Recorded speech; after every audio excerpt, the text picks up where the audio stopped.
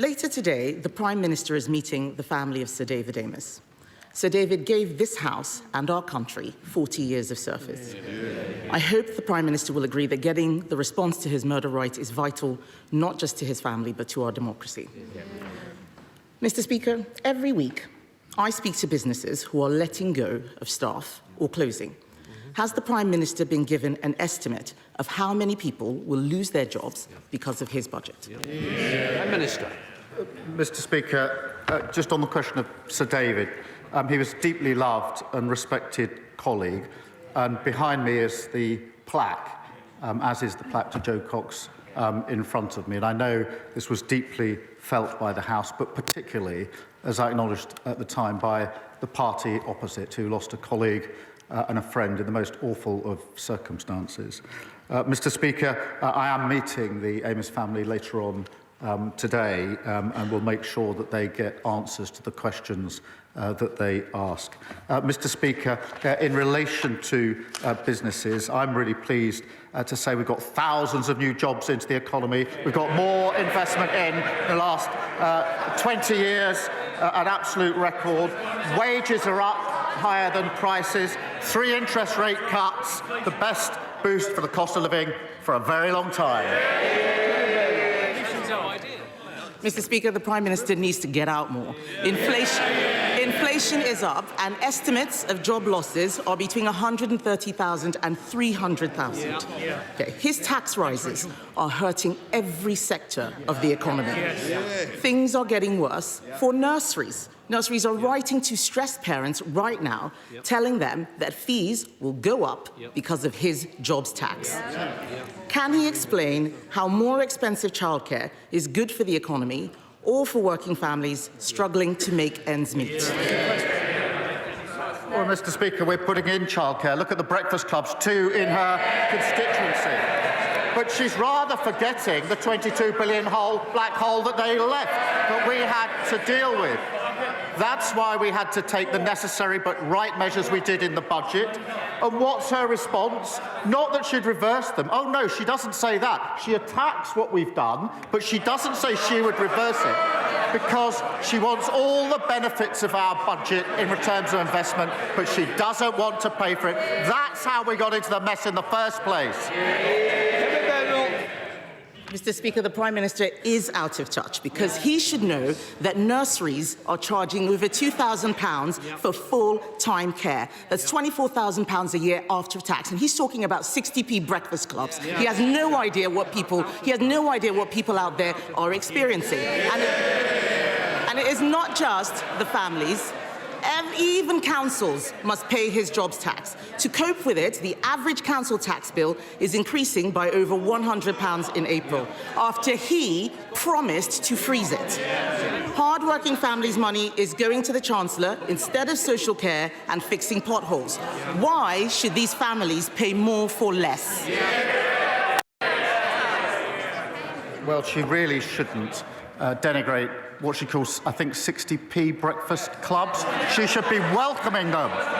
And she asked about council tax, Mr. Speaker. The Tories put up council tax every year for 12 years.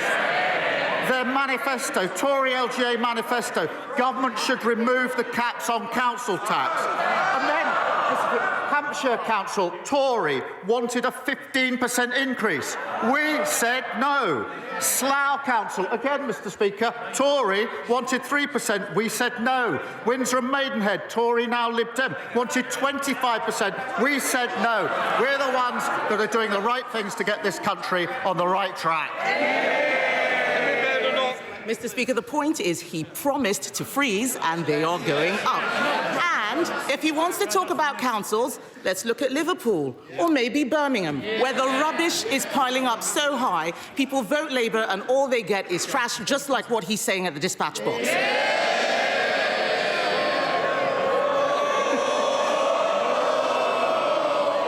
People all over the country are suffering, not just in Birmingham. Millions of elderly people have had their winter fuel payments snatched away. At the same time, care home fees are set to go up by a devastating £3,000 because of his jobs tax.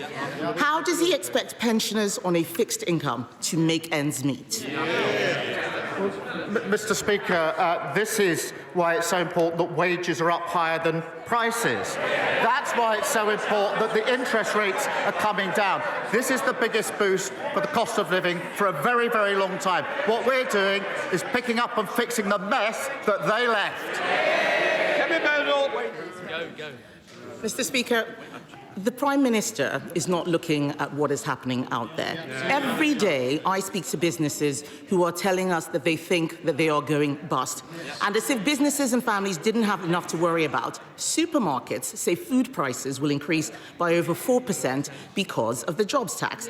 And that's before we get to the immoral family farms tax on the very farmers who work so hard to produce our food. What does the Prime Minister have against farmers anyway? Does he not see that his budget is killing farming in this country and he is making life so much harder for everyone else? Mr. Speaker, the budget provided £5 billion for farming over the next 2 years. That is a record amount. We've set out the roadmap for farming, which has been welcomed by farmers. And many thousands of farms have benefited from the farming schemes. But she talks about prices. Wages are going up higher than prices. That's the first in a long time that's happened. So for families across the country, they're better off under Labour. He's got no answers today. What the farmers are complaining about is the sustainable farming incentive, which he has just scrapped or withdrawn. They are making mistakes with this budget. And that's why in 2 weeks, the Chancellor will come to this House to present an emergency budget the Prime Minister said we would not need. They will try and make out it's because of global events. But the truth is they trash the economy with their bad choices.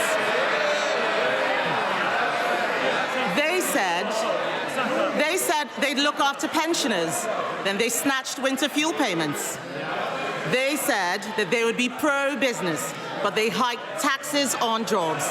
And he, Mr. Speaker, he promised to freeze council tax, but it's going up by £100.